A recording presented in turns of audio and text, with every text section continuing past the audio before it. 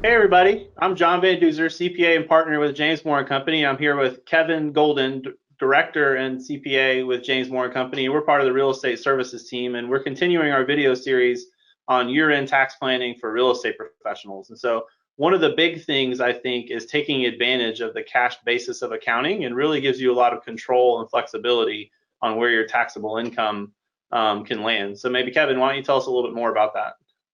Sure, thanks, John. Two of your most common bases of accounting are accrual and cash.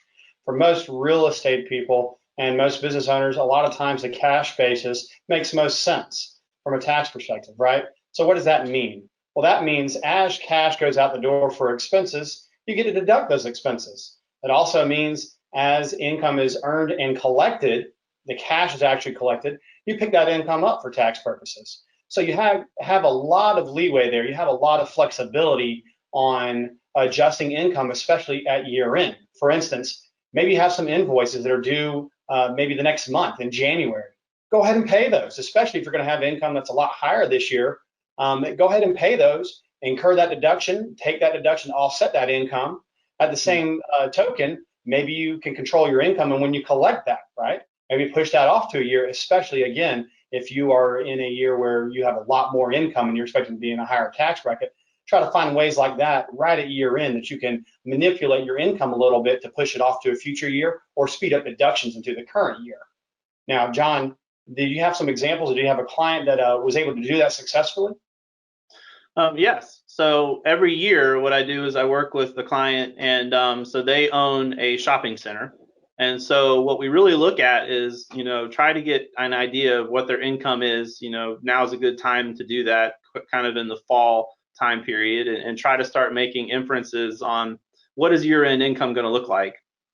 And then from there, you start to look at, does it make sense to go ahead and, like you said, pay property taxes, for instance, in this year, or do we wait till January? Do we pay utility bills? Utility bills are due, so you want to pay those. But any other bills that maybe the timing is not necessarily, before the end of the year, you pay them sooner. So that is a good way to be able to control and measure what the income is. In a year where you feel like your income is really high, it makes a lot of sense to go ahead and be aggressive on paying every bill you can possibly pay, provided you have the cash to do that.